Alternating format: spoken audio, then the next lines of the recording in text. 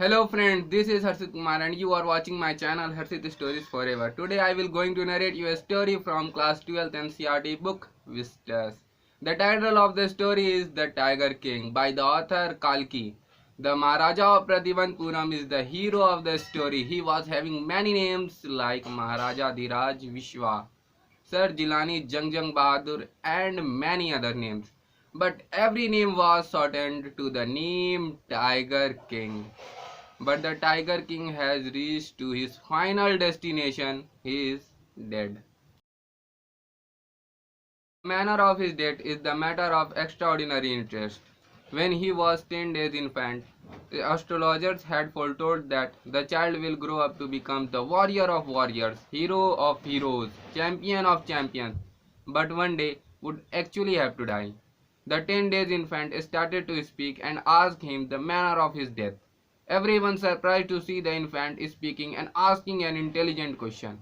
The astrologer said, the prince was born in the hour of bull. The bull and the tiger are enemies, therefore death comes from tiger. The infant said, let's tiger beware. The boy drank the milk of an English cow, was brought up by an English nanny, tutored in English by an Englishman, saw English films. At the age of 20, the estate came into his hands. The kingdom remembered the astrologer's prediction. Slowly it came to Maharaja's ears.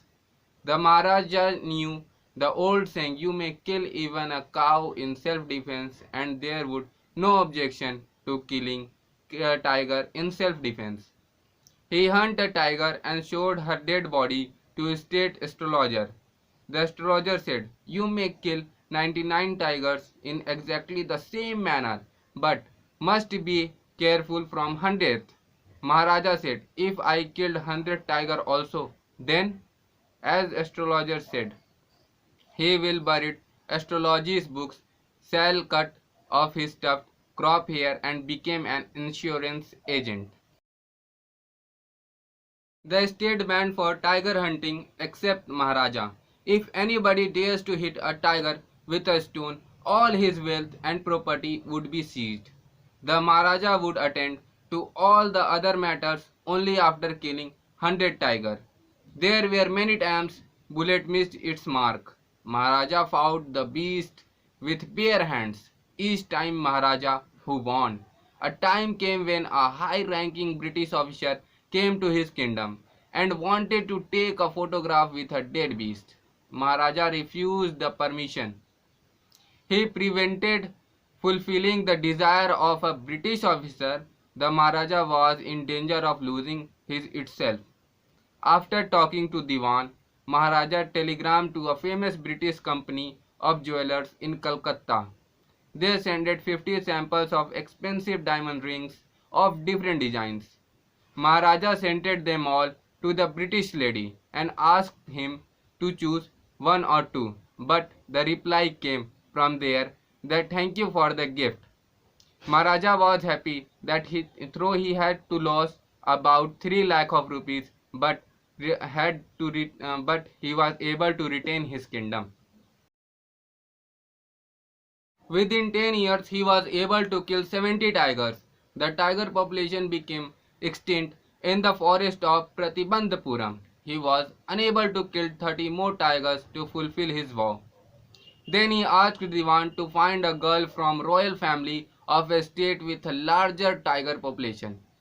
He find the girl and get married. Every time Maharaja killed 5 or 6 tigers, each time he visited his father-in-law.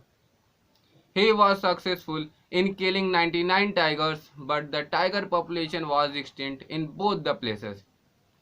In his own state, sheep began to disappear frequently from hillside village.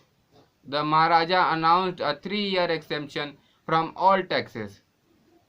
But when he was unable to find the tiger, ordered Diwan to double the land tax.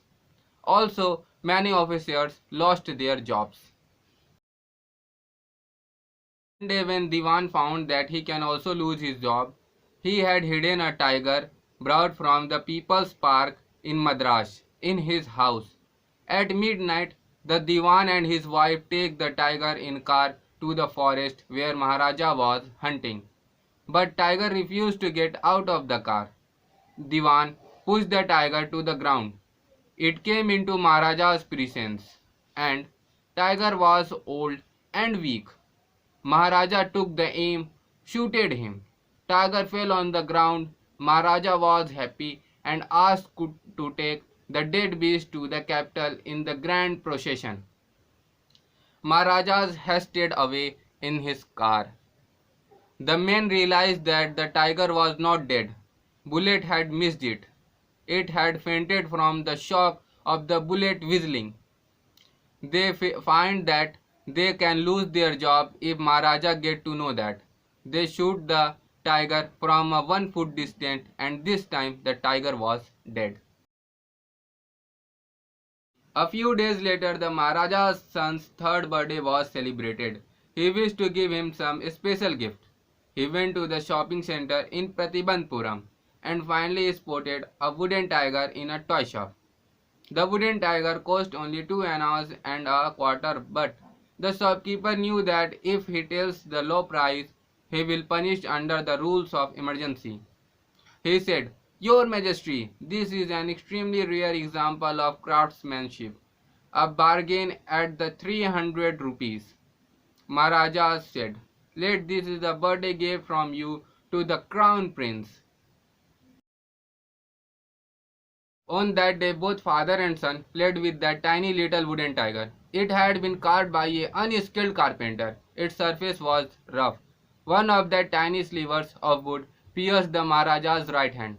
He pulled it out, but next day infection flared in right hand.